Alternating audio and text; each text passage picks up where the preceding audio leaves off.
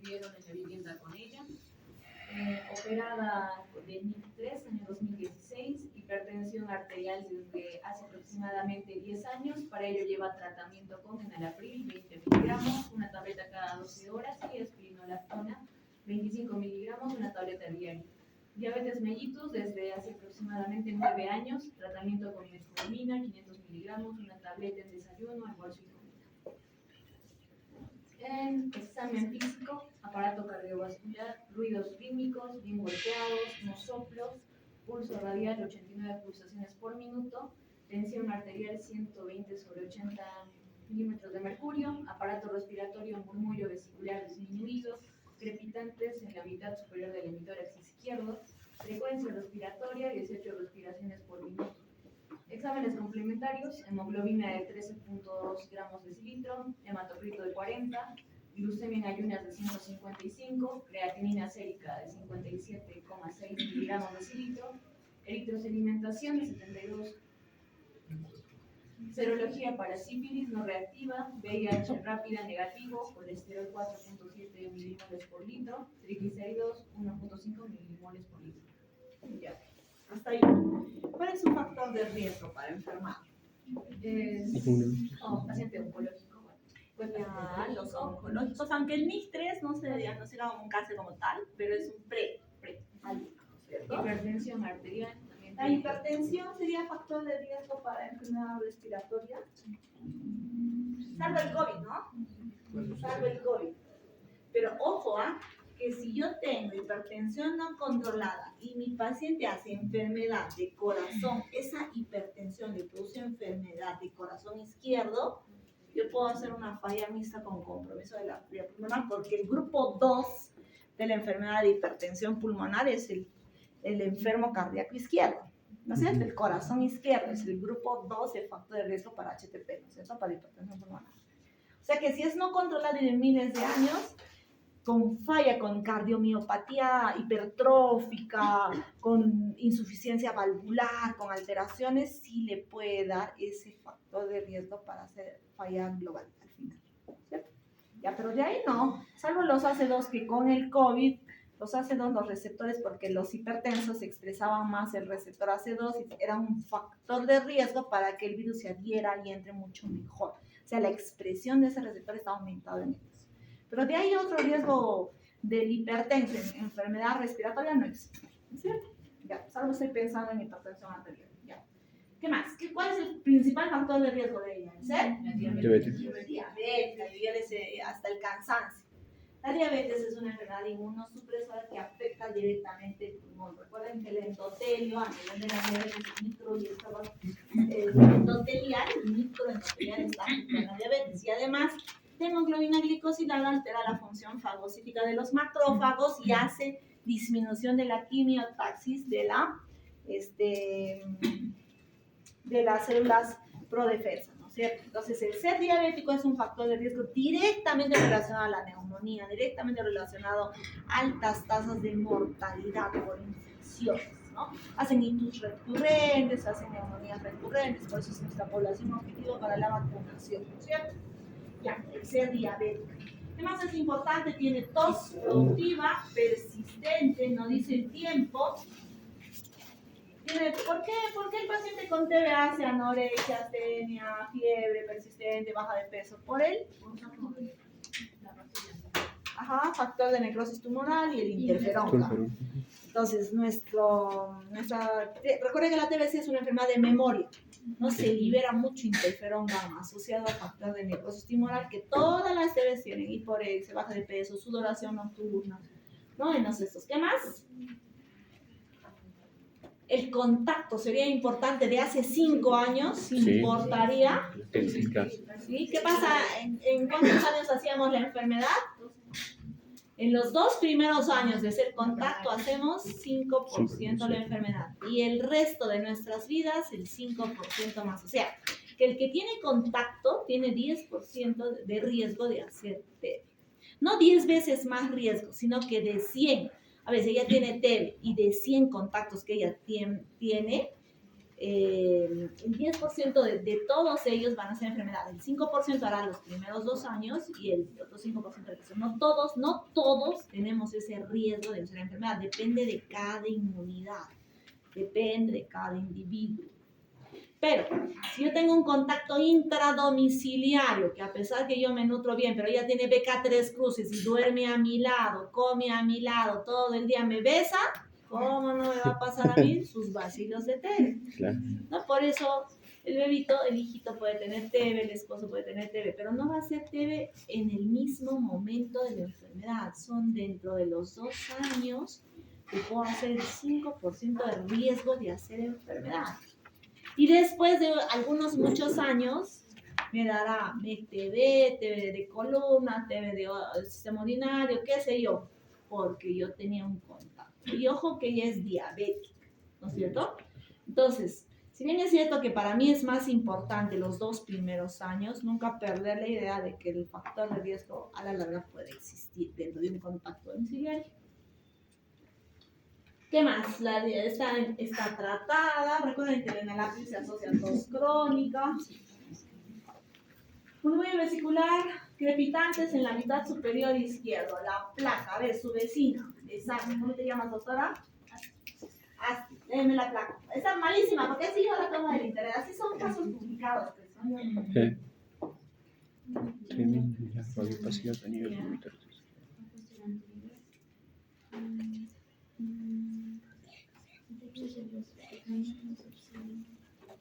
Anormalidades, no fracturas en las costillas,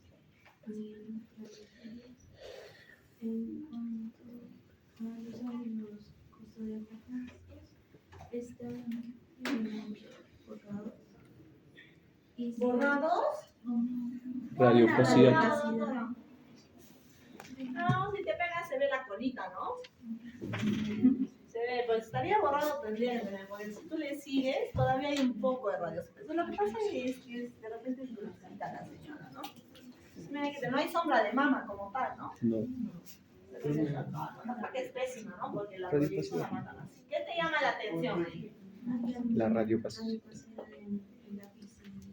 heterogénea a nivel. ¿Ya? ¿Qué le dirías? Una radiopacidad heterogénea. ¿Qué más? ¿Infiltrado? Micronodular.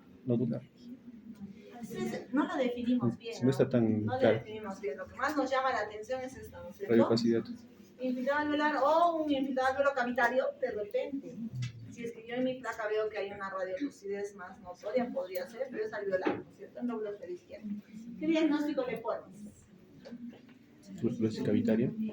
Ya, neumonía, ¿qué más? Descartar TB. ¿Qué más? ¿Qué prueba le pides, doctora? Esputo. ¿Qué más? Si sale negativo. Vaciloscopía. Ese es el BK. Aquí pruebas Claro, moleculares, porque exclusivo, sale negativo. Ginexpert. ¿Qué?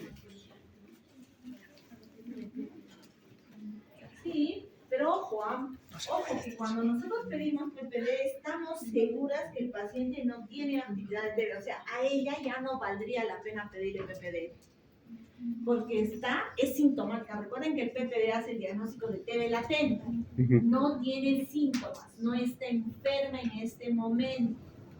Entonces ya no valdría la pena si tengo una lesión en una paciente diabética con síntomas pedirle PPD.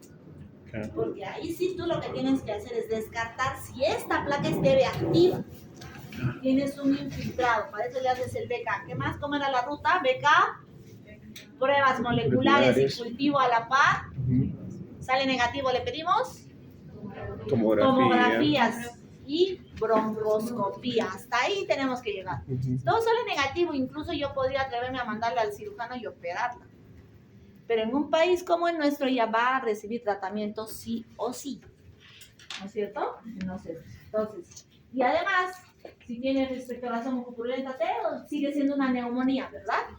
Sigue siendo una neumonía. O sea, nosotros no podemos empezar de frente con que es una neumonía lobar izquierda. A descartar TBC pulmonar activo. en que sale el BK, en lo que sale tal, yo ya le voy dando antibiótico inespecífico, porque no podríamos estar 100% seguros, salvo tengamos como otros países, cultivos rápidos, serológicos, todo para antígenos urinarios, legionela, neumococo, clamidia, yo qué sé, ¿no es cierto? El ifiviral le hacemos rapidito todo. Entonces, ya habíamos hecho la ruta, ¿no es cierto? Nuestros pacientes. Ahora vamos a hablar de la TB, rapidito. Doctorita, ya está Mami, bien. ya lo habías descargado. Doctorita, esta es la lista. La lista. Sí, así, me gusta la lista, así. Cosa que yo le llamo.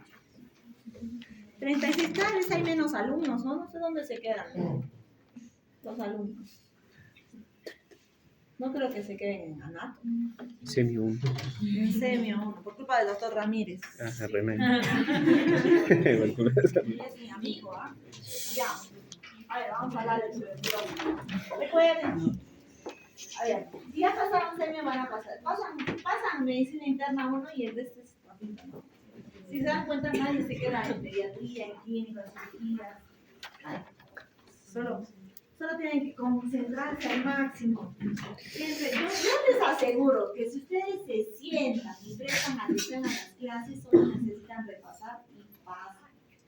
Lo que pasa es que ustedes o lo graban, que va bien, o se distraen, no están bostezando, mirando al cielo, todo, mientras nosotros estamos dando las preguntas, el 100% de las cosas que hablamos siempre en el examen, pero ustedes se distraen. Entonces, tienen que prestar máxima atención. Ya.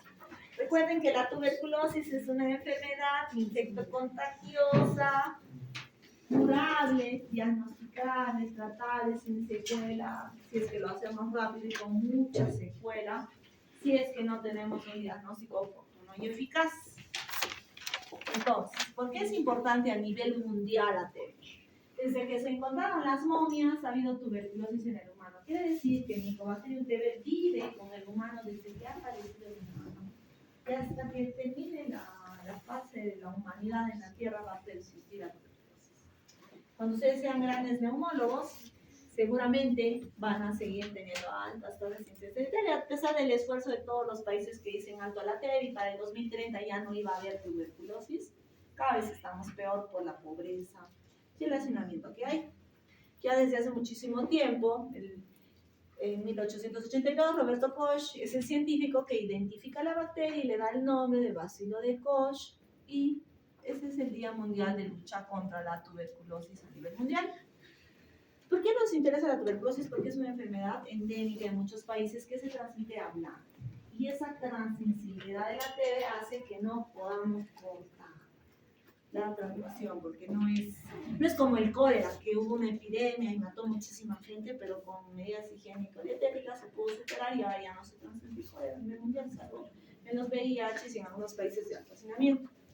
En zonas donde hay más pobreza va a haber más TB, donde hay más congestión de gente va a haber más TB. ¿Sí? A pesar de que el país, de que el Perú no está identificado como zona de alta población de TB, pero por incidencia sí somos el primer país de las Américas que tiene tuberculosis, ¿no? Entonces, y no solamente es importante la TB, licencia, como decíamos, en países de alta pobreza. Lo que es más importante ahora es la TB MDR o la TB resistente, ¿no? Entonces, si nosotros hacemos la tasa de incidencia por cantidad de población, aparece Perú. Si nosotros vemos MDRs, que son los multidrogresistentes, somos un país que tiene más cifras de resistencia a nivel mundial recientemente identificadas. Y eso tiene un sustento, que nuestra población es especial. Antes dábamos solo amikacina con isoniazida de tratamiento. Una temporada solo una droga, otra temporada 2 drogas asociadas. Una buena temporada dábamos esquema 1 y esquema 2. Y el esquema 2 era para el fracaso al esquema 1, que ahora lo vamos a ver en el tratamiento. Y si ya había fracasado al esquema 1, le dábamos lo mismo, más una sola droga y fracasado. Entonces, los MDR se han ido creando a nivel mundial, no solamente por las poblaciones de TB que existen, sino por los malos tratamientos que a la larga también hemos tenido en la humanidad. Y la tuberculosis es una de las principales. De hecho, algunos científicos dicen que la tuberculosis ha producido más muertes que todas las enfermedades en general, de las infecciosas, ¿no?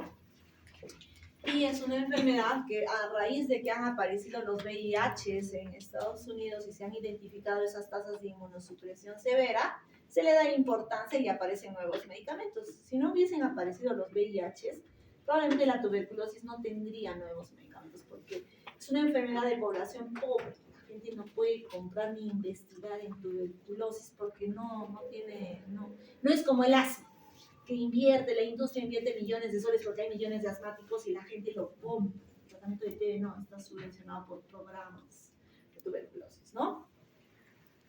Las tasas de incidencia, ya. ¿Qué más? Como les decía, hay millones de personas infectadas en el mundo no reconocidas y de esas tantas han muerto, tanto niños, mujeres y varones en el mundo. Millones de personas que mueren. Y como les decía el grupo, la tuberculosis tiene una particularidad. Antes se decía que era un hongo, luego se decía que era una bacteria y luego quedó en una micobacteria. Es una bacteria que pertenece al reino de las bacterias con características de hongo. Y esa característica especial hace que esta micobacteria sea de enfermedad crónica, larvada, subaguda. Nunca yo estoy en contacto y es una enfermedad aguda, severamente aguda, salvo sea un oncológico severo, un VIH severo, no sé, que me han expuesto un VIH expuesto a un TBBK3+, y alguna enfermedad rápidamente progresiva. Generalmente es subaguda y crónica por las características de la bacteria, ¿no? Es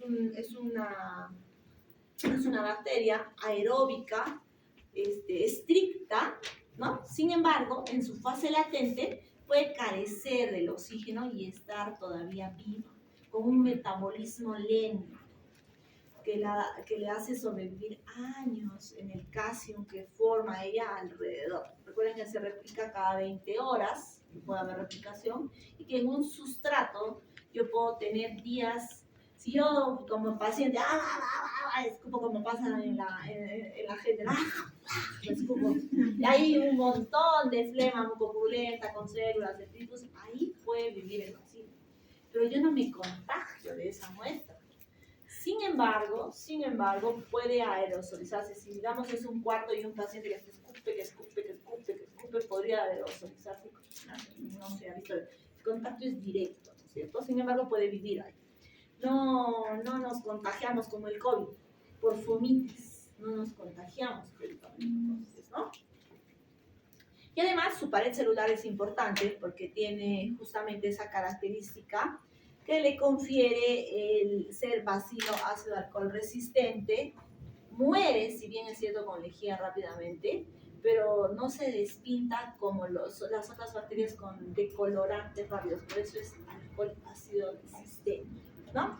Tiene ácido micólico en su pared y hace pues que justamente tenga esas características que le dan las características de vivir en diferentes medios, ya sean aeróbicos o incluso anaeróbicos, como les decía, en su fase latente.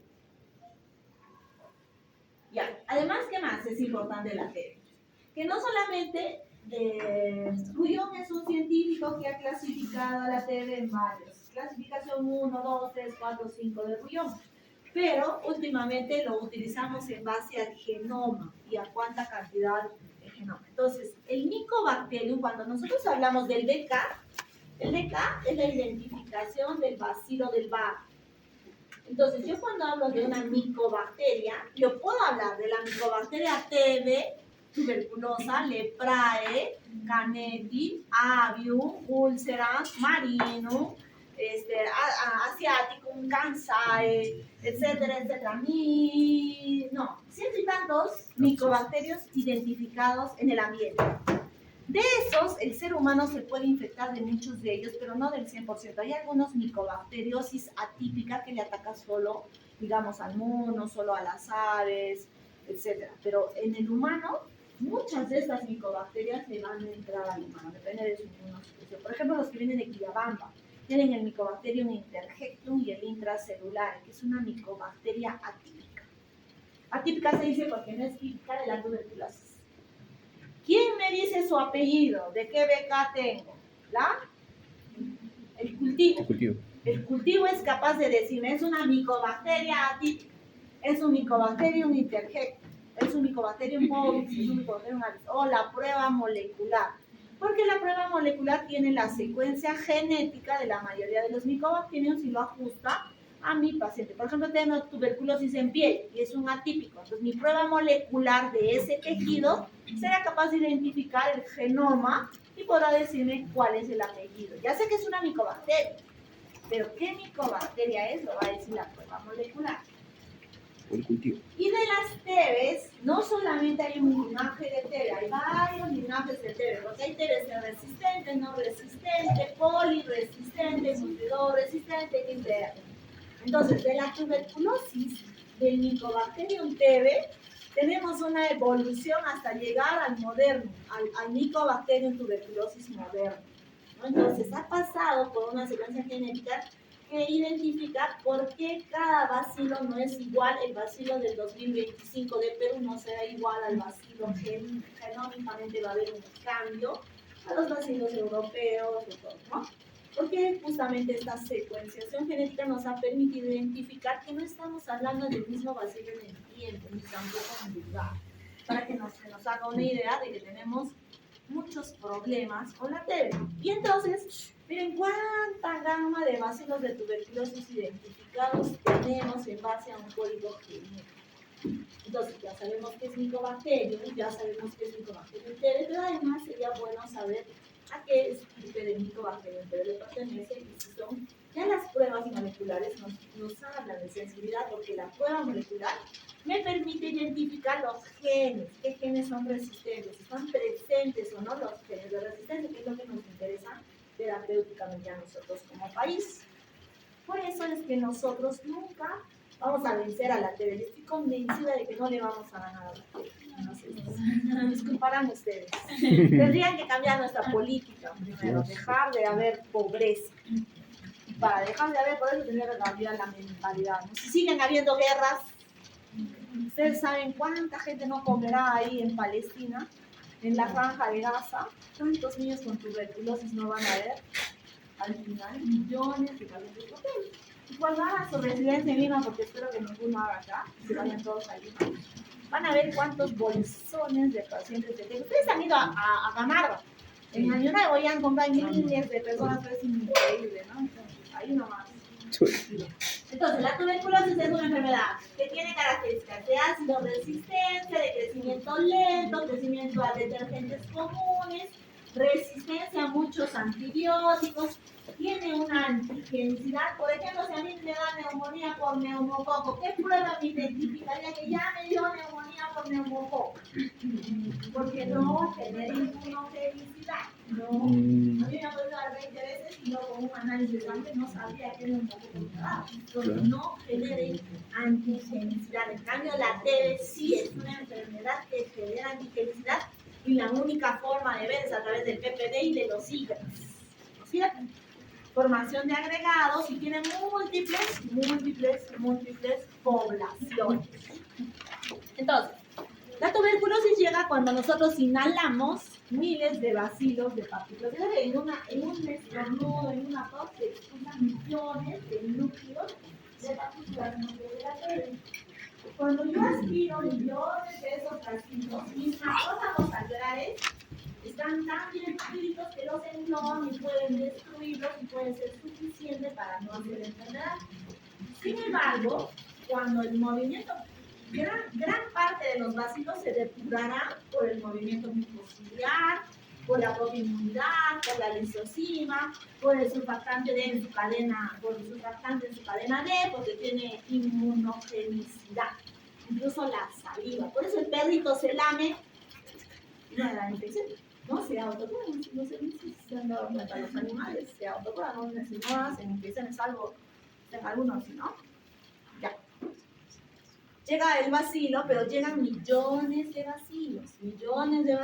Yo tengo, no sé, 5.000 macrófagos, pero me llegan 10 millones de bacilos solo por cantidad, podría ser enfermedad, ¿no? Por eso es diferente el contacto del BK1 cruz al BK3 cruz. Es diferente el contacto intradomiciliario al contacto extradomiciliario. Yo a quién voy a aprender, a quién voy a vigilar, a quién le voy a seguir, a la familia directa del BK3 crucis. Antes la norma decía, la quimioprofilaxis va a ser para el contacto, para el que tiene menor de 5 años y solamente para el que tiene PPD positivo. Si tú tenías 6 años, doctora, no te daban profilaxis, pero tu papá era 3 cruces. ¿Cómo? A ver, ¿por qué la edad le defendería a ella? Y nos peleábamos con la norma y dábamos como criterio a todos los pacientes becas con casos de 3 cruces. Porque ellos van a hacer los bolsones de la tuberculosis. Ven cómo la norma también tiene sus errores. Pero para eso, ustedes como clínicos hacen una justificación y se salen de la norma y le dan. Era una pelea constante con mis colegas y decir, pero si no tiene criterio de la edad, como no tiene criterio del PPD, pero su abuelito es 3 cruces, su familiar es 3 cruces, ¿cómo no le va a dar duele en un solo cuarto? ¿Cómo no le va a dar la enfermedad? O sea, ahí es donde ustedes tienen que romper esa cadena epidemiológica. Entonces, el Mycobacterium TB tiene también, como tiene antigenicidad y tiene esa estimulación de los, igual que todos los procesos inflamatorios infecciosos crónicos, vamos a estimular a los linfocitos T, CD4, sobre todo, a los macrófagos, a las células natural killer, a los linfocitos B, a las células de memoria, a los macrófagos, para que se liberen principalmente los principales mediadores inflamatorios de la TB. En toda TB vamos a tener cantidades industriales de factor de necrosis tumoral, de interferón gamma, de interleuquinas, las más inflamatorias igual que el asma, la 6, la 13, la 10, la 9, la 12, etcétera, que son las más inflamatorias, ¿no? Y el interferón gamma es muy importante porque es una prueba, el 100% de bacilos de TB van a estimular a mis linfocitos. Y mis linfocitos de memoria van a liberar interferón gamma y esa es la prueba del IGRA. La prueba del IGRA mide el interferón gamma liberado por los linfocitos estimulados por un bacilo Mycobacterium de TB. Y el IGRA es una prueba de antigenicidad de tuberculosis, igual que el PPD, que lo hacen todos los otros países. Nosotros tenemos, pero cuesta 500, 600, 800 dólares. Entonces, durante las primeras semanas que ha entrado el Mycobacterium a nuestro organismo, siempre y cuando yo carezca de defensas, yo puedo pasar y hacer la enfermedad. Pero primero me va a dar mi complejo de Gong. Entonces llega el bacilo, entra, pasa el macrófago, ingresa al linfonodo iliar y ahí se consolida y empiezan a aparecer los complejos de Gong. Entonces, radiológicamente uno puede ver el complejo de Gong y el complejo de Gong no es más que un granuloma calcificado que contiene bacilos latentes que como ya está calcificado no se debería considerar un factor de riesgo para tener actividad a la larga. Sí, el bacilo tiene actividad dentro del complejo de Gong, puede migrar ya sea a la base o ya sea al ápice y podemos tener infecciones, incluso como un pseudoflu, se dice, ¿no? En los pacientes de primoinfección. Le dio su complejo de Gong, pero el complejo de Gong no es capaz de contener la enfermedad. El bacilo sigue replicando y sigue diseminándose. Y de ahí puedo yo hacer una diseminación hematolinfática todo el cuerpo. Donde más irrigación tiene, más riesgo de hacer una ETB. Por ejemplo, las meninges del sistema nervioso, las epífisis de los huesos largos, los riñones, ¿no? La corteza renal, donde tenemos más irrigación, va a haber más émbolos sépticos a la larga, podría ser de diseminación hematógena o linfática, dependiendo de cuánto metabolismo activo tienen. Y queda ahí. El paciente no hace enfermedad, pasó como un simple resfrío, una febrícula, el paciente se queda ahí y por su buena inmunidad se contiene la enfermedad. La única forma de darnos cuenta es haciendo PPD o los síntomas, ¿cierto? Ahí queda. ¿Qué pasa si yo estoy en constante? Bien, entonces se forman los granulomas, ¿no? Dependiendo de cuánta actividad metabólica, yo puedo hablar de un granuloma calcificado que no tiene actividad metabólica como los complejos de Gong. O algunos granulomas que no están resueltos y que tienen actividad metabólica y de vez en cuando va a haber una fuga de bacilos. Y por eso puede ser que la hagamos después de tantísimos años TB en otros órganos, aunque sea TBC ocular, TBC óptica, TBC, no sé, en cualquier, donde le llega la irrigación, obvio menos en las uñas, ni en el cabello va a haber TB, ¿no? Pero puede haber más infección.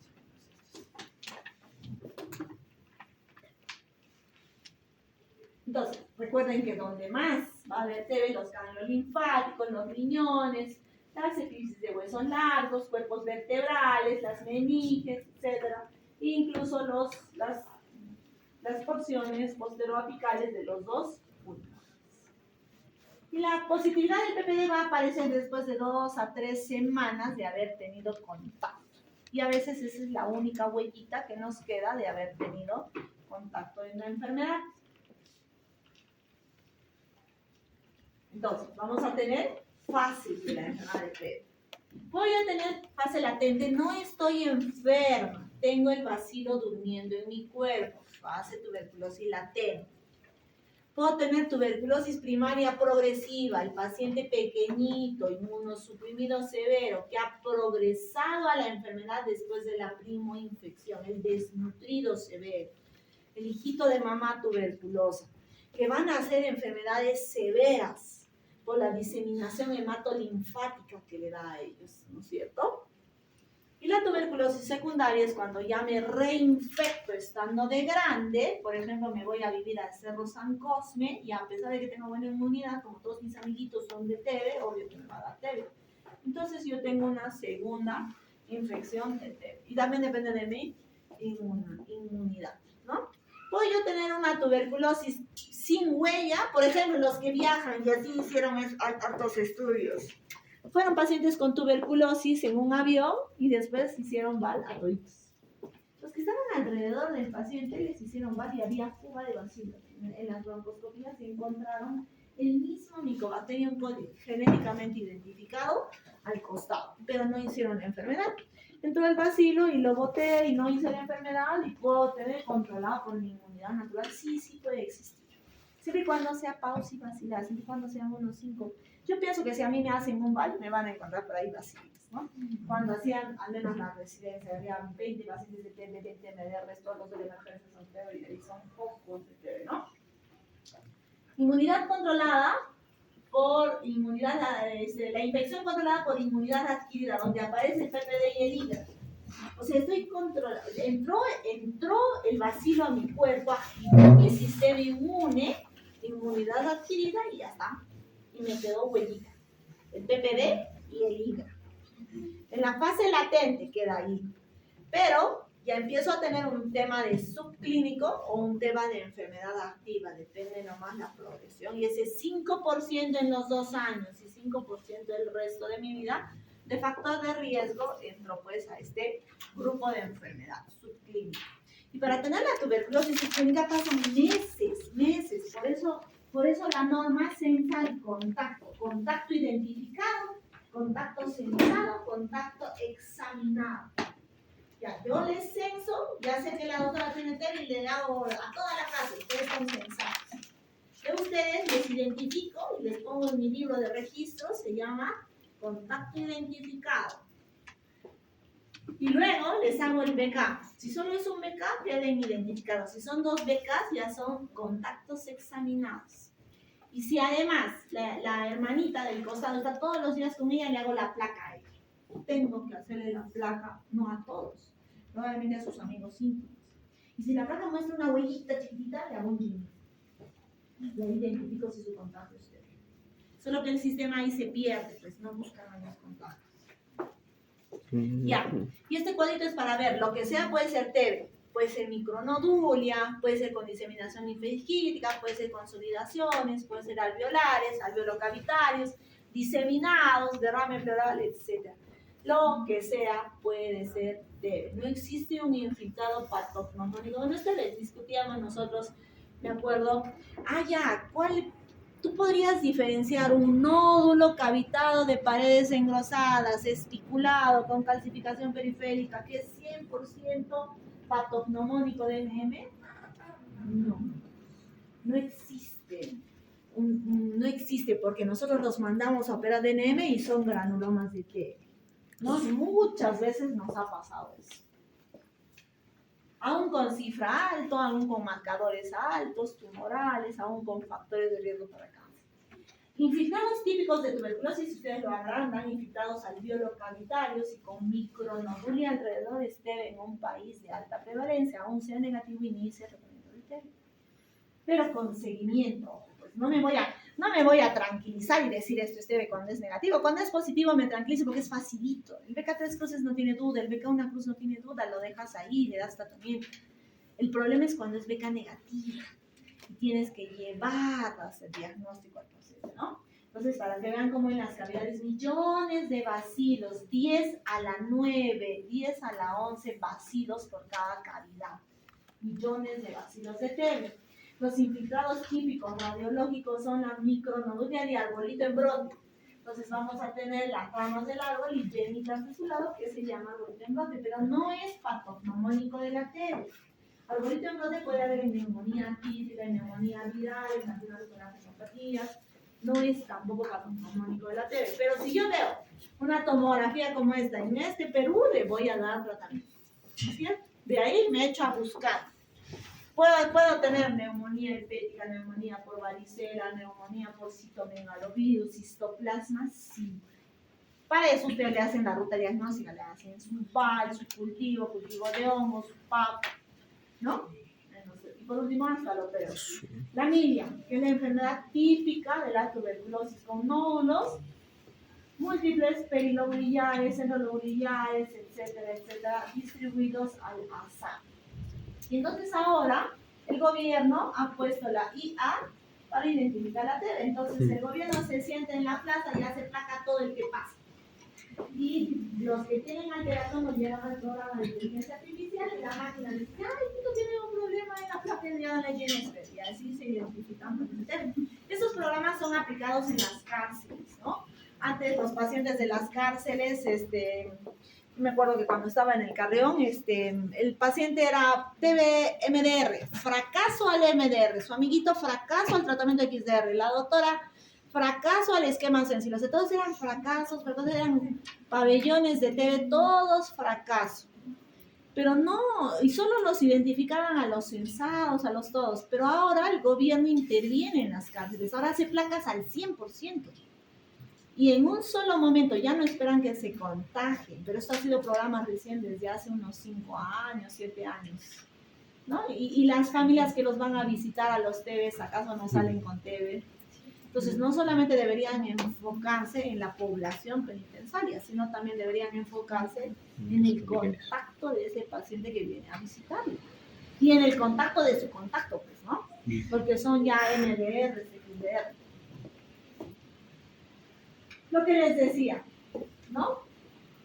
Proceso de TBC latente y existente, todo. El 10% va a ser enfermedad, el 90% puede no enfermar, a pesar de que están en contacto.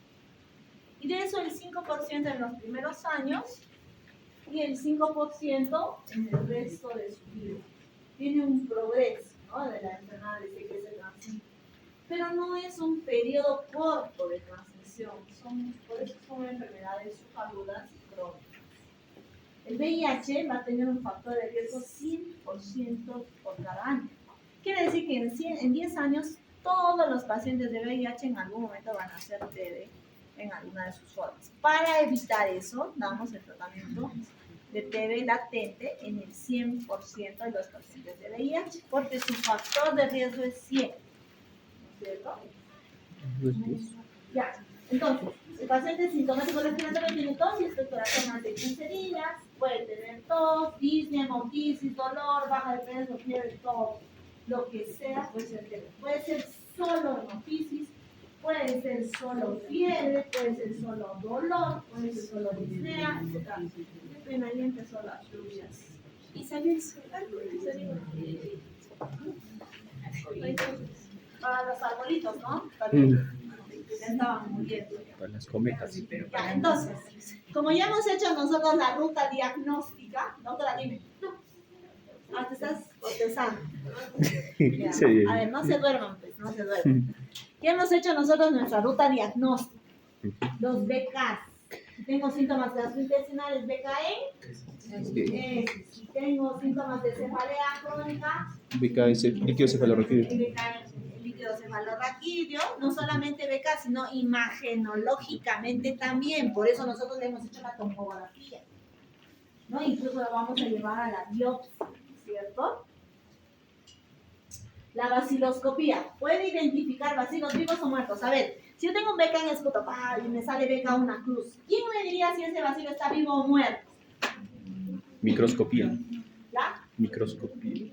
Ya, pero el microscopio está viendo BK, 3 cruces. ¿Cómo sabes si está vivo el bacilo? El cultivo. Claro. El cultivo habla si el bacilo que lo ha identificado la baciloscopía está vivo o muerto. La baciloscopía no me dice si el BK una cruz, no sé si está vivo o muerto, solo lo identifica, lo tiñe, lo ve y no se ve pues que se mueve, no se ve. No distingue especie de micobacterias, me dice que es BK, no me dice si es del complejo avium, del bovis, del kansai, etc. Solo me dice que es un micobacterio. Yo tengo la prueba de tinción de 100 Nielsen o auramina rodamina para poder ver. Solo quiero que aprendan la tinción porque ustedes van a ser los que van a hacer los extendidos cuando hagan su serum, porque cuando hagan su serum no va a haber ni laboratorista, porque no hay técnico de laboratorio. A veces se van a puestos de salud donde solo está el médico y la enfermera. Y ustedes son los que tienen que hacer, ¿no?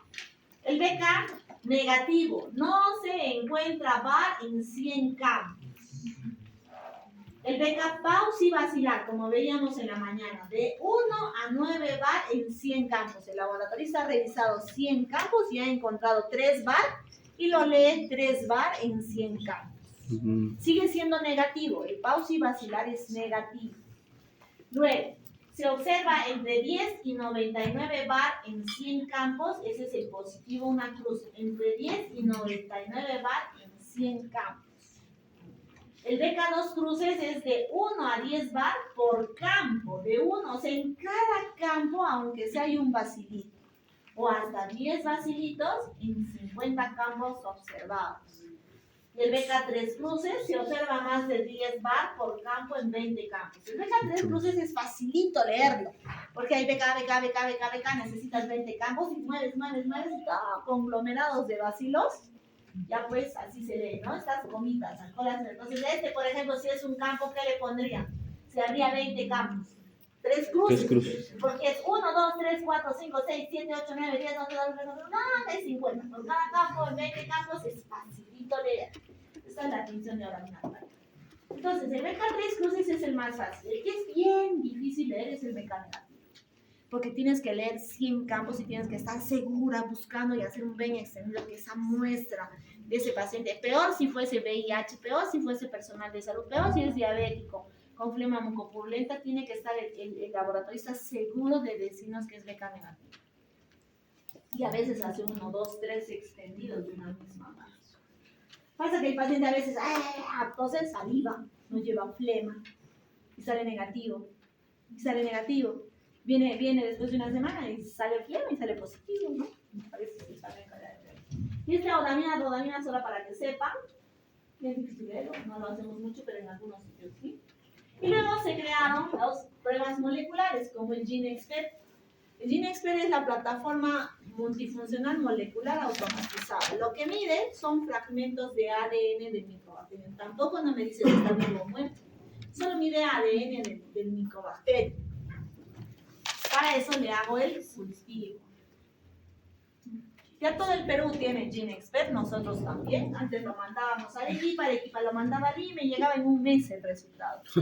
Pero ahora llega en 48 horas.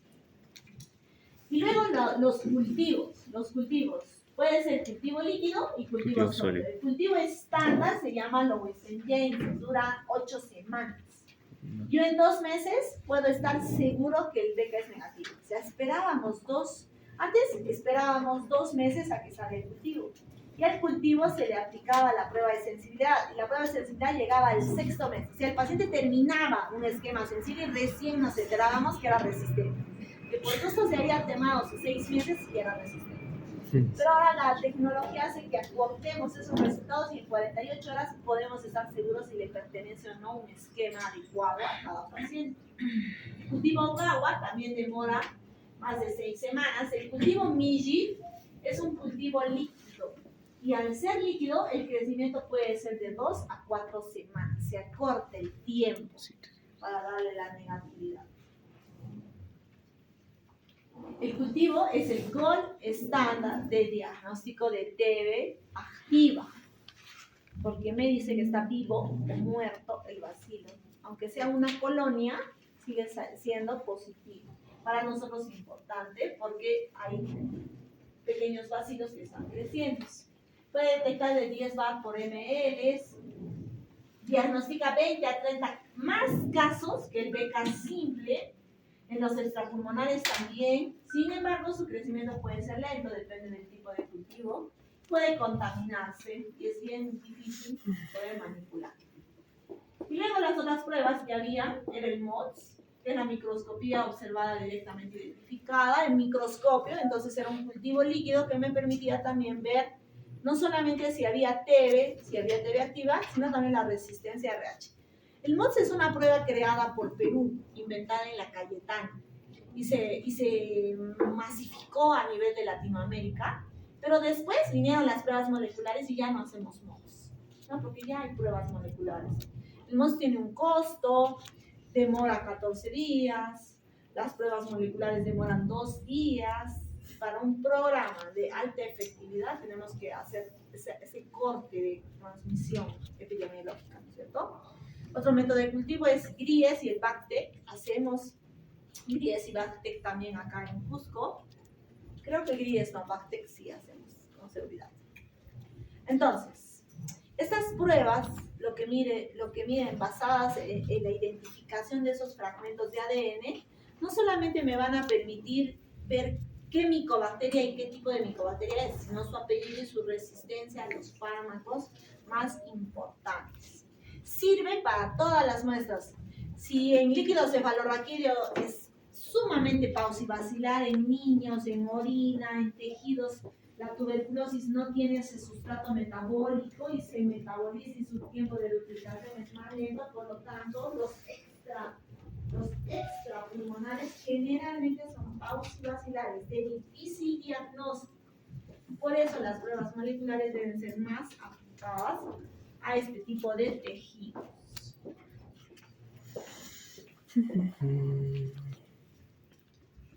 Y luego tenemos el TB-LAM, que es una prueba específica que se hace solo en pacientes VIH. Y es como la prueba de embarazo. Es una tira reactiva que ponemos a la orina de los VIH y si se mantiene es TB positivo y si no, no. Y ellos que tienen alto riesgo de carga de TB empiezan tratamiento basado solo en el TB-LAM. La norma ahí se discute porque podría tener varios falsos negativos y varios falsos positivos. Por eso tenemos que hacerlo junto a los CD4. Y sobre todo en pacientes mucho más inmunosuprimidos. ¿Por qué? Porque el paciente que tiene inmunosupresión, el paciente de VIH tiene una placa normal de tórax. Como no tiene linfocitos T, no tiene cómo hacer el granuloma. Porque el granuloma se forma junto con los linfocitos T. Y si el paciente VIH no tiene células T, no va a haber granuloma.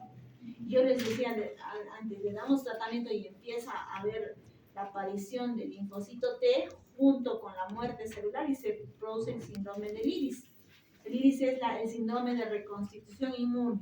Al paciente de VIH con tuberculosis le damos tratamiento de TB y además le damos su targa, mejoramos su inmunidad, le damos su dieta y el sistema inmune despierta bruscamente. Ese despertar brusco lo mata, porque hace una fiebre, diaforesis, estrés, se complica y el paciente se muere en el tratamiento, se llama síndrome de reconstrucción. Por eso es que es muy importante en ellos ir de poco a poco dándole full corticoides, dándole el tratamiento de TB, solo el de TB hasta que tolere. Una vez que el hígado esté bien, que la médula ósea haya reaccionado bien, todo le agregamos recién el carga después de 2 a 4 semanas, dependiendo de cómo tolere el esquema. Pero en todo paciente se prioriza el tratamiento de TB. En el cáncer vamos a priorizar el tratamiento de TB. En el VIH vamos a priorizar el tratamiento de TB. En el niño o en la gestante vamos a priorizar el tratamiento de TB sobre todos los demás tratamientos. Porque se va a morir. Vamos a VIH. Y la prueba de ensayo de sonda lineal, que es el GeneXpert, que también nos ayuda para ver la resistencia a isorrifa, sobre todo en las pruebas pulmonares. Ahorita son utilizados para pruebas pulmonares. Los cultivos líquidos como el MIGI, ya. Todo paciente presuntivo de TB va a ir al BK.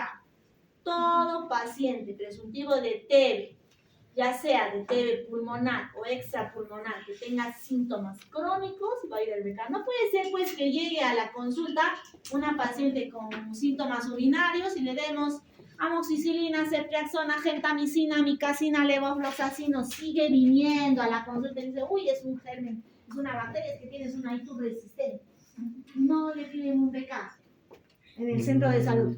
No le piden un BK sobre que tenemos BK en orina, yo no sé qué pasa con los médicos. Todo paciente con síntoma crónico tiene que ir al BK. Si es negativo, si hacemos su revisión médica y vemos que no hay, porque aún sea negativo tenemos una secuenciación diagnóstica.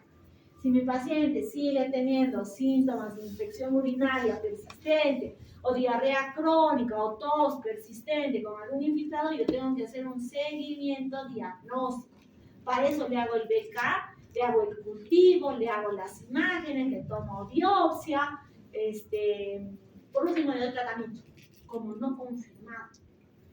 Siempre y cuando, ojo, tenga algún sustento imagenológico, como pasa en el cerebro. Yo tengo granulomas, que todo sale negativo y les puedo dar tratamiento.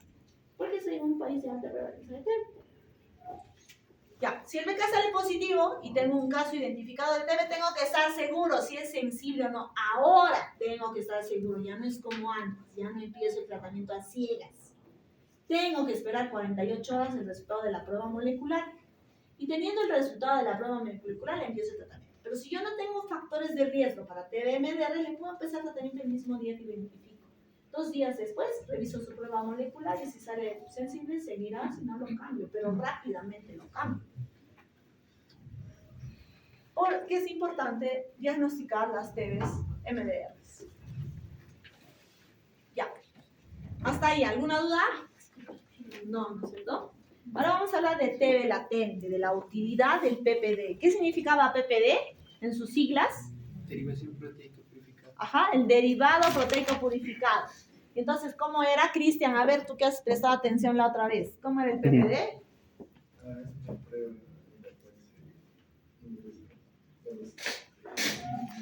Subcutánea. Antígeno de Mycobacterium bovis intradérmicamente. Si yo le pongo subcutáneo, no funciona. Le pongo intradérmico, por eso es PPD, ¿cierto? Derivado proteico purificado. Generalmente Mycobacterium bovis intradérmico. Ya, ¿qué más, doctora?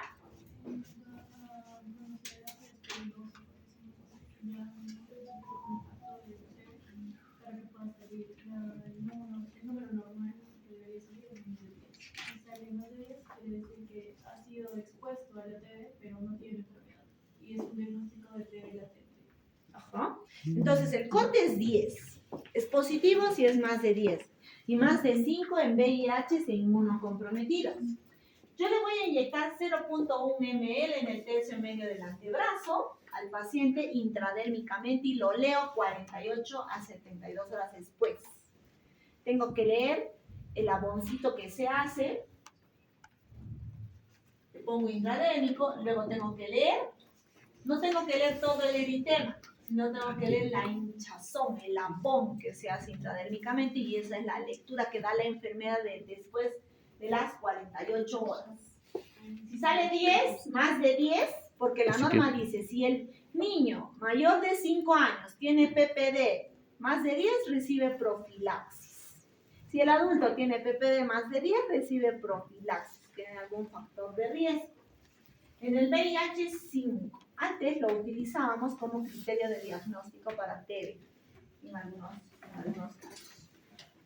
Tiene alta sensibilidad y baja especificidad. ¿Por qué? Porque todo el Perú está vacunado con BCG. ¿Qué significaba BCG? La vacuna, ¿en su nombre?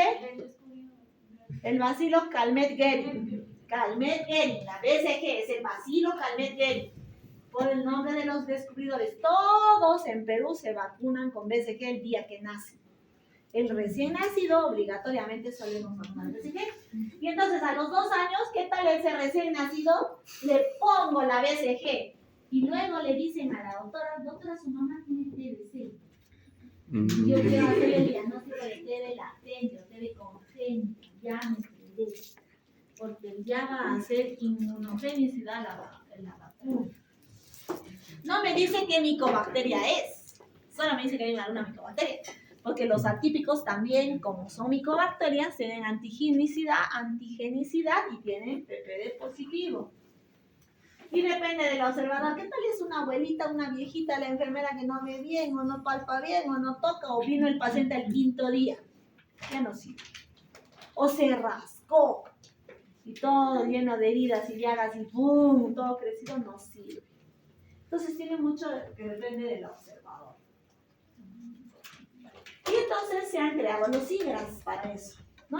Recuerden que el PPD solamente me dice que el paciente tiene anticuerpos para el antígeno que le han puesto intradérmicamente. No me dice que el paciente esté enfermo, me dice que tuvo contacto. O sea, lo que marca el PPD es la inmunidad. Ve cuánta inmunidad. Entonces, tener un PPD 50, ¿será bueno o no será bueno? Sí, porque ustedes tienen millones de bacilos de linfocitos han ido ahí, ¡pum!, quieren detener la enfermedad. Lo que marca es la inmunidad, la presencia de anticuerpos. Si tiene PPD 0 y es anérgica en un país como el nuestro, tiene más riesgo, porque no tiene linfocitos T de memoria que combatan el bacilo que le va a entrar a la doctora cuando haga la residencia.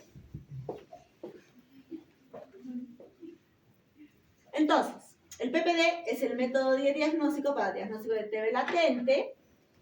Se realiza a todos los contactos del caso índice, grupos de riesgo como ustedes. De hecho, para ingresar a la universidad tienen que hacerse su PPD y cada año deberían hacerse. Por lo menos en la residencia el 100% se hace PPD. Entonces es que hay muchos alumnos de medicina, ¿no? El licenciado en enfermería es el responsable de su aplicación, se aplica en el tercio superior, en la cara externa del antebrazo, indiferentemente, puede ser derecho o izquierdo, 0.1 mililitros de tuberculina, vía intradérmica, se lee de 48 a 72 horas y se considera un resultado positivo más de 10.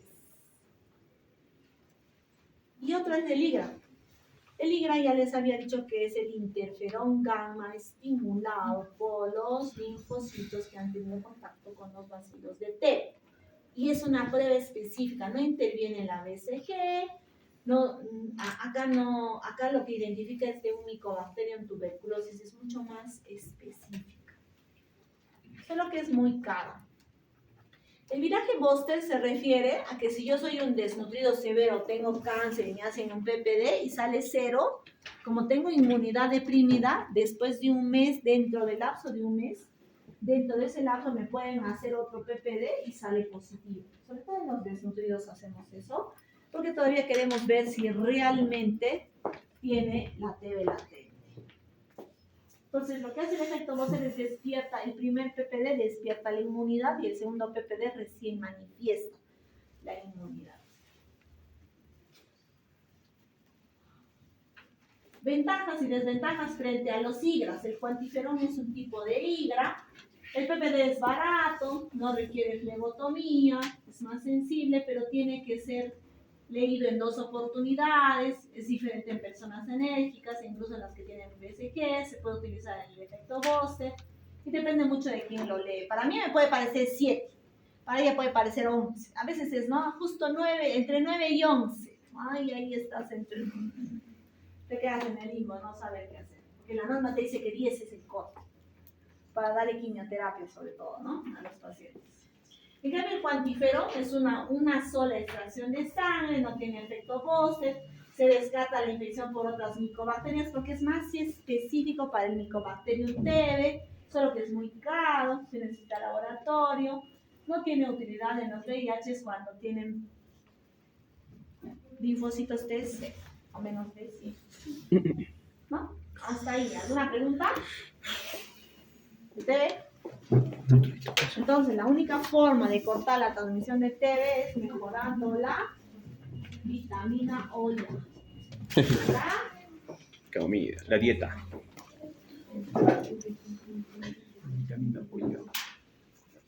La congénita se diagnostica en el recién nacido de la mamá con TB. Ahí ya se pierde. Lo que pasa es que al recién nacido de TB, de madre tuberculosa, no se le pone el PPD, no se le pone la BCG, no se le pone la BCG. Le hacemos beca en el líquido óptico, beca en todos los ruidos, en el líquido amniótico, todo, su ecografía, su radiografía, su función, síntomas neurológicos, y a ese niño que hay la paciente, lo que pasa es que la paciente tendría que llevar al 100%.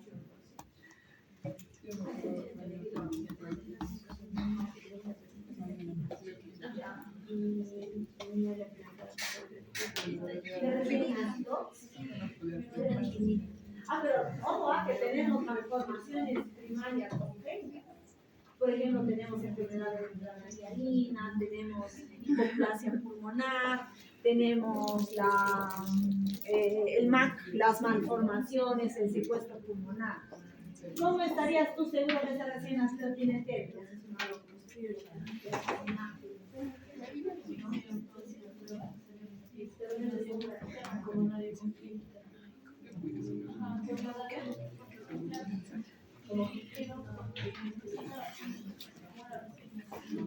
Pero de repente, ¿y la mamá tenía tuberculosis?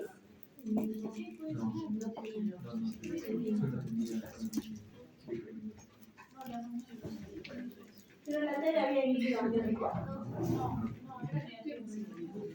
Si tenía TB la mamá, sí, pues.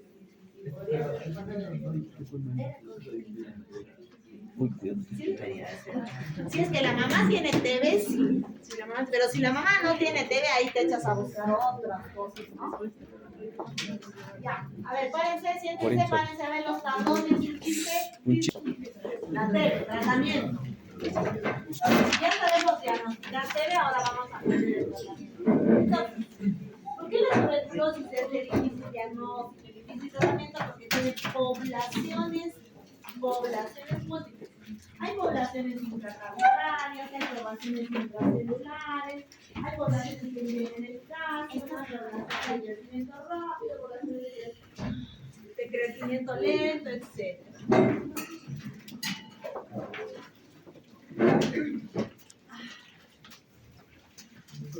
Entonces, los bacilos que se multiplican rápidamente están en las cavidades. Los bacilos metabólicamente activos y esos que se duplican dentro de 18 a 20 horas están dentro de las cavidades. Por eso las cavidades pueden tener 10 a la 9 bacilos, o sea, 1 billón de bacilos de tuberculosis. Para mañana habrá 2 billones, para pasado mañana y así, porque es exponencial su crecimiento, ¿no? Siempre y cuando tenga condiciones metabólicas y aeróbicas, porque llegará un momento que la cavidad está tan saturada de bacilos que ya se engloba y ya no tiene metabolismo, porque no hay sustrato. Sin embargo, de tanto que se replican, puede haber una fuga natural de resistencia a la rifa, de resistencia a la ISO o a las drogas de la tele, una resistencia natural, pero de tanto que se multiplican.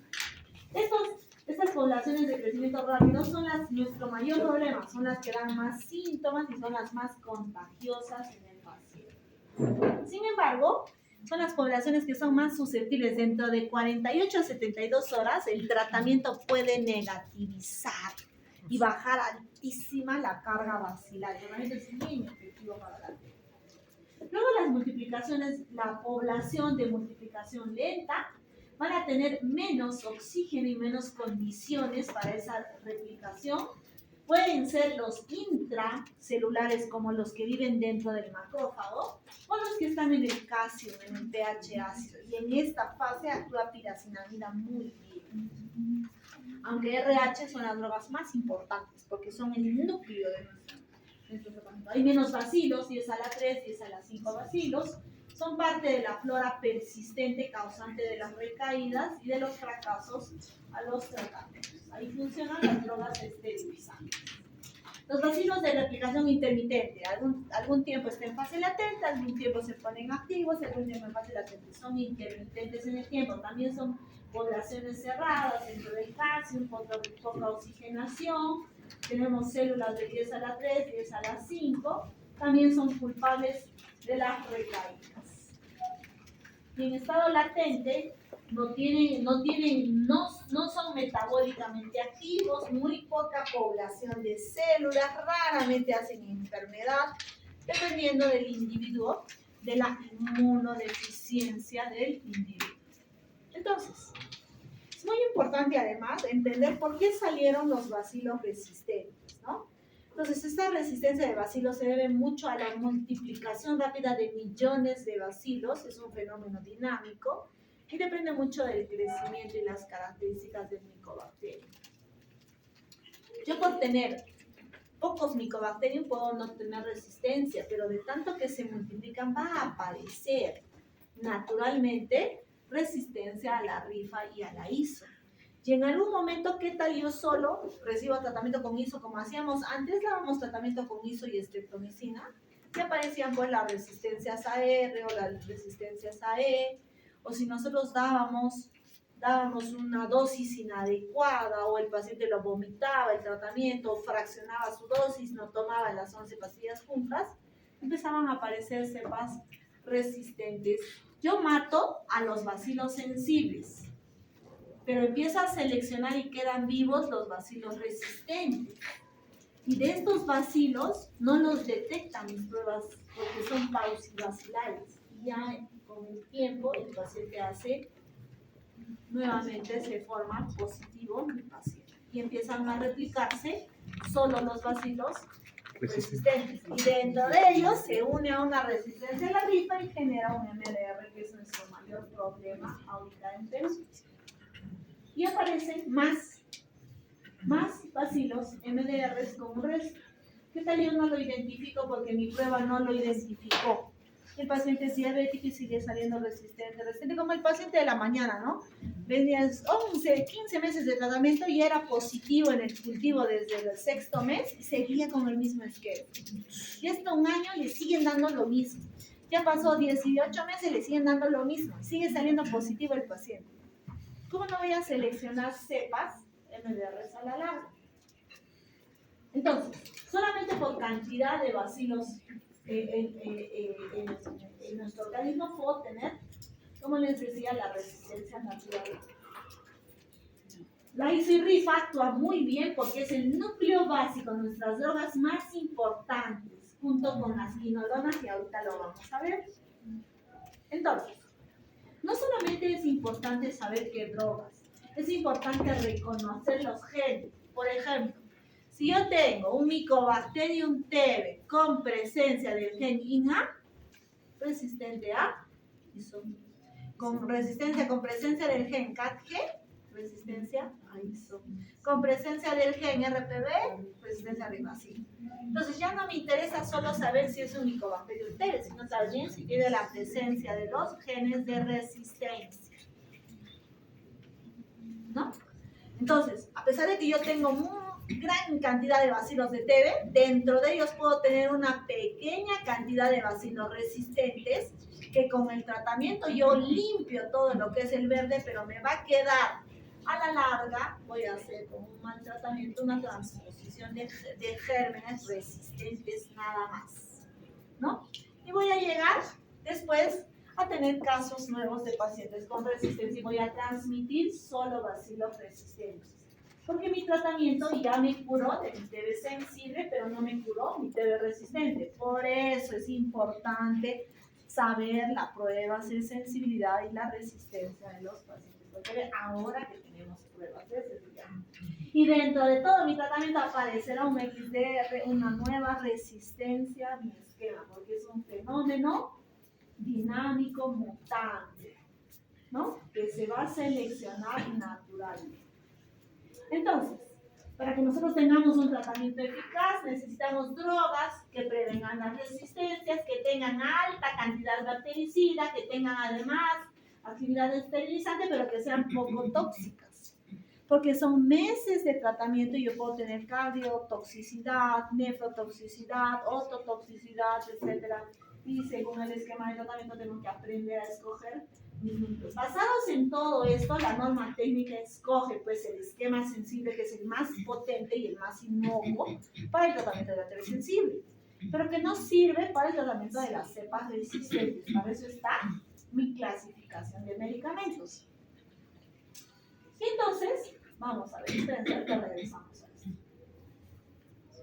No, ya está más allá. Ahorita les voy a decir, el grupo, ¿no? Ya la norma técnica y la OMS ha clasificado fármacos del grupo A, fármacos del grupo B, fármacos del grupo C, que ustedes tienen que conocer por su eficacia en bactericidas, sobre todo. La nomenclatura. TBC sensible a medicamentos, inicia el esquema sensible. TBC resistente, inician los esquemas resistentes, así se llama. Ya no hay esquema individualizado, ya no hay empírico, ya no hay nada. Ahora es TB sensible y TB resistente. De los TB resistentes yo puedo tener resistencia a la ISO y soy resistente a la ISO. Puedo tener resistencia a la rifa y soy resistente a la rifa. Puedo ser un MDR y soy resistente a los dos, tanto a la ISO como a la rifa.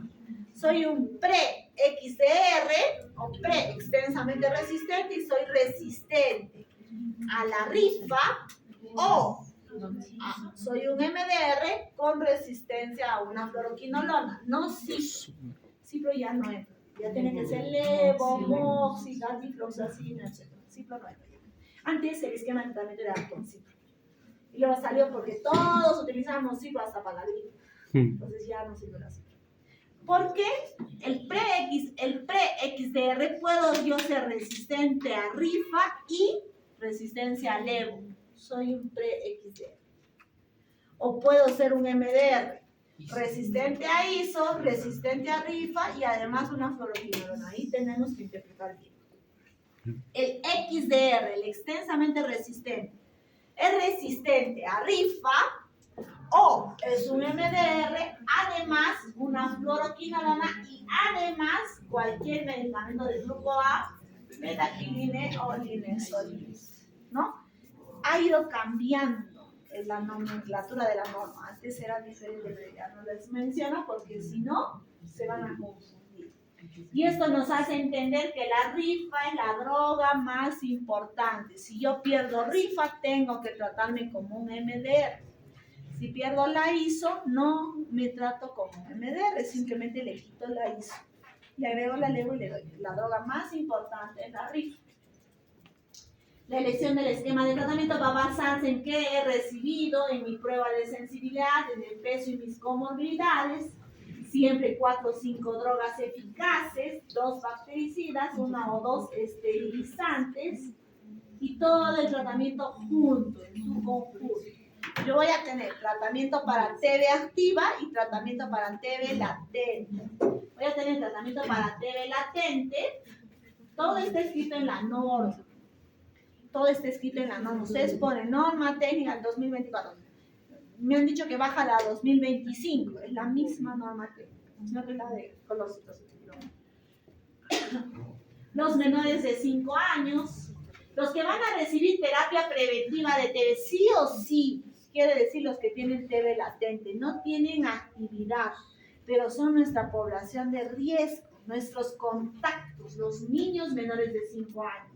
Los que son mayores de 5 años con TBC pulmonar confirmado. Los que son más de 5 años y que además tengan PPD más de 10 y mi TB, mi contacto no tiene TB. Por ejemplo, una TB miliar, que es beca negativa. Y mi niño tiene 7 años. Y entonces yo le hago el PPD. Si el PPD sale de 10, más de 10, va a recibir terapia preventiva porque tiene 7 años. Pero si es fuese menos de 5 años, yo sí lo voy a dar. Pero es diferente si mi mamá es 3 cruces, entra al grupo 2. Todo paciente más de 5 años que es contacto de una TBC pulmonar confirmada va a recibir terapia preventiva. Si mi mamá tiene artritis, yo tengo TB, va a recibir mi mamá terapia preventiva. Si tiene diabetes, va a recibir terapia preventiva. Si tiene cáncer, VIH, va a recibir terapia preventiva.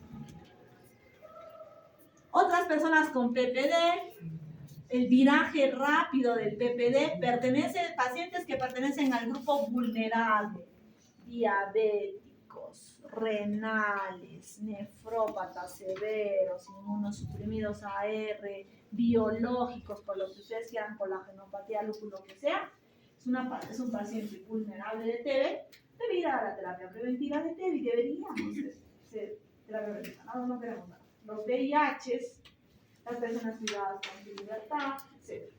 Vamos, isoniazida rifapentina o isoniazida rifampicina. La primera elección es la isoniazida rifapentina. Y para mayores de 14 años, igual, isoniazida rifapentina es dosis cada semana. Solamente son cada semana el tratamiento. Digamos cada lunes me dan por 12 tomas, me dan el tratamiento. Para menores de 2 años, isoniazida rifampicina, 3 meses. Para los resistentes a la ISO, le dan rifampicina, y para los resistentes o MDRs o a la rifa, le damos levofloxacin. Entonces, la norma para este año 2024 ha abierto los esquemas de terapia preventiva, que no era así antes. Miren que recién estamos 2000 años después de descubrirse la TB y seguimos fallando en nuestros esquemas de prevención de tuberculosis. Seguimos diseñando nuevos esquemas de TB. Ya. Esto es para TB latente, no tiene actividad de TB, no está enfermo el paciente, no tiene síntomas, es una población de riesgo que va a recibir terapia preventiva. Es muy diferente a mi tratamiento, que yo lo identifico como tuberculoso a mi paciente y le doy esquema sensible, 6 meses. Los 2 primeros meses la fase intensiva, 4 meses fase de mantenimiento para todas las tuberculosis. Niño, no dice acá, no niño, no gestante, no viejito, no dice. Todo paciente, así que ya no hay de que el etambutol produce neuritis, ya no hay nada. Todo es lo mismo, pero para eso está su médico, para identificar los RAM, para identificar su falla hepática al inicio, su falla, ahí sí son individualizados los tratamientos según su condición del paciente. Y para los pacientes que tienen TBC, sistema nervioso central, milia y oso articular, 1 año. Sea VIH o no VIH, 1 año de tratamiento. Y hay un caso particular que se ha abierto esta norma, que es 4 meses de tratamiento para el niño que tiene paucivacilar, que tiene poca tuberculosis, que no tiene ganglios, que está en un solo ladito y es un mínimo contacto de TB, puede ser 4 meses. Tengo que estar seguro de que no es una TB diseminada, que no ha tenido otros problemas y es paucivacilar. Tengo que estar, para eso tengo que tener mi tomografía y mis pancultivos y analizar y estar seguros que no hay TBC en otro lado. Cuando yo tengo TBC, pericárdica, sistema nervioso central o TB miliar, tengo que darle sí o sí corticoides, sí o sí corticoides. ¿Qué tal a mi TBC del sistema nervioso central le doy tratamiento y no le doy corticoides? Se va a morir el paciente igualito por el edema y el exudado que produce la TB. Y vieran, le damos corticoide, al día siguiente el paciente que está encefalopático despierta, el que está en Glasgow 4, llega a Glasgow 8, luego a 10, y es evolutivo cómo empieza a mejorar solo con el tratamiento de corticoide. Y entonces la norma también me dice, ¿qué le voy a pedir de estudio basal? ¿Qué necesito hacerle al paciente? ¿Qué seguimiento necesito hacerle y qué alta le voy a dar al tratamiento? Nadie se inventa, todo esto escrito en la norma. Necesito una analítica, hemograma, glucosa, creatinina, perfil hepático, VIH, prueba de embarazo, placa de tórax, prueba de sensibilidad, control de cultivo y vaciloscopías, evaluación por enfermera, el médico, el trabajador social, el psicólogo, el nutricionista, planificación, peso y dependiendo de qué quiero. Le puedo hacer una evaluación individualizada a mi paciente. A ver, acá. Debe ser resistente, lo hablamos la siguiente porque es harto. Y ustedes tienen que entender, ¿ya? Pero para hacer dinámica, ¿dónde está mi lista? A ver, los pardones, atrás, doctora, empezamos contigo. Este es un paciente de 5 años con TBC miliar, ¿qué tratamiento le vas a dar? A ver, tu esquema. Rifampicina, ¿qué más? Isoniazida. poquito más. Hizo Son con 4 rifa. drogas. Hizo rifa. Mantol, ¿Qué? ¿cuánto tiempo? Un mes. No, este es TV miliar, lean bien. 5 años con TV miliar. Un año. Un año. Toma la primera fase, 2 meses. Las 4 drogas.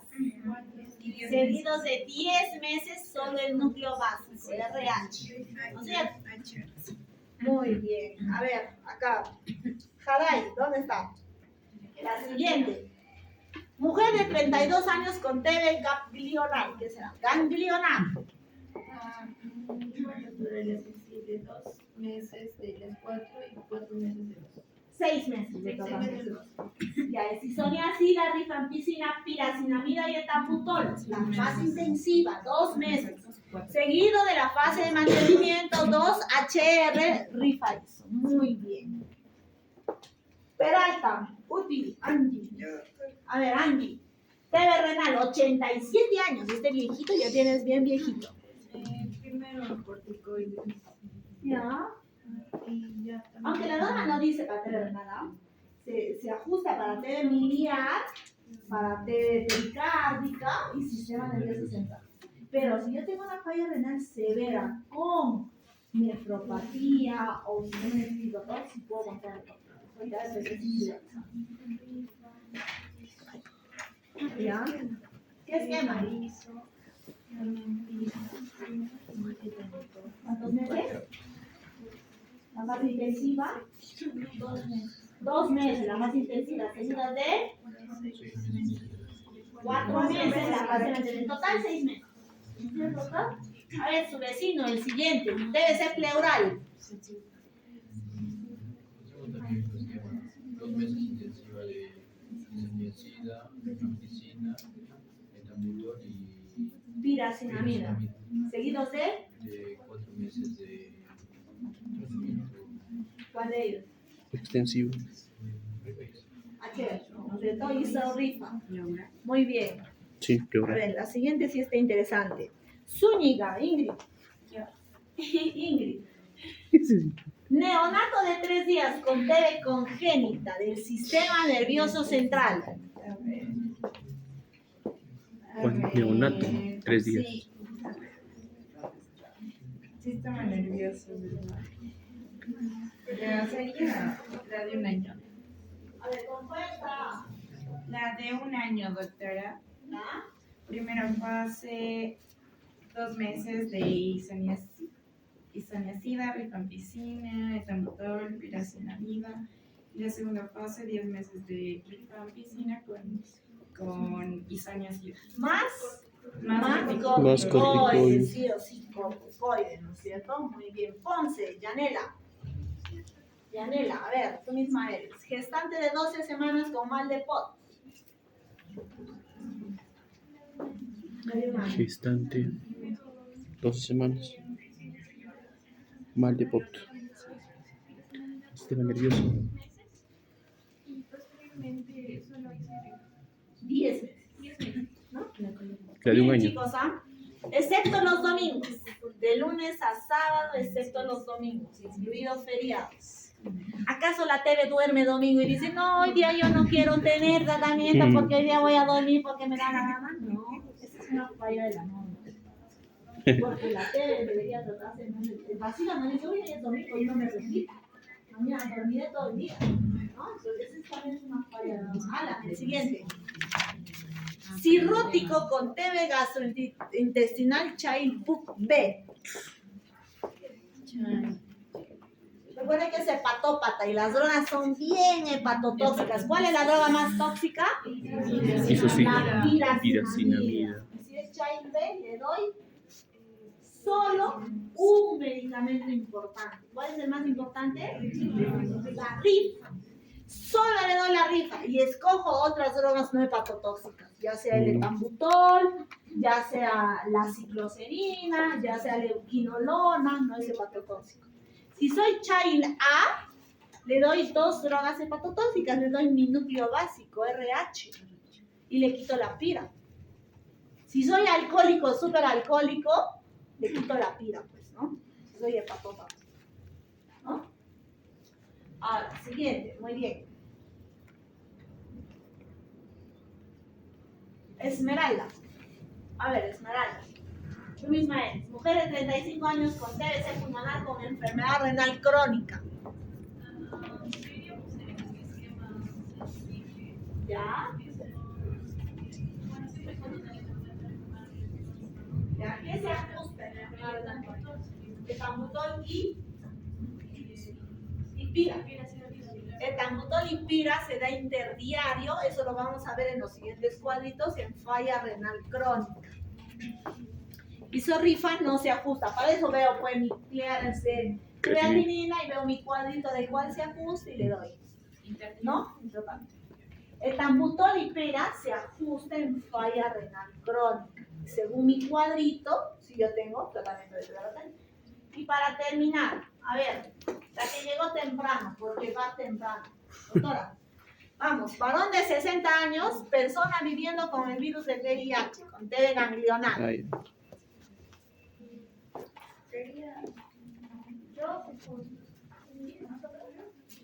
¿Quién llegó más tarde?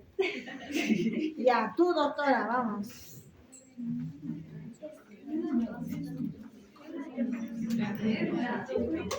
BBB. Con fuerza, doctora, soy sorda. Es el tratamiento de un año y los 2 primeros meses empezamos con ¿Un año para TB ganglionar? No. 6 meses. 6 meses. 6 meses. ¿Qué más? 2 meses. Los 2 primeros meses vamos a empezar con los 4. Y los 4 meses que siguen vamos a empezar solo con y Núcleo RH. Tanto para TB pulmonar, VIH, no VIH es diario, ¿no es cierto? Antes era diferente, pero porque ahora es diario. Antes era 2 veces a la semana la fase 2. Luego, por buenos años, fue 3 veces a la semana. Ahora es diario. Como decían antes. A mí les daban 2 veces a la semana. Yo me faltaba un día y recibía una dosis solo a la semana. ¿Se imaginan? Por eso salieron los MDRs. Ya. Por culpa del Perú. Gracias. Ya, doctorita.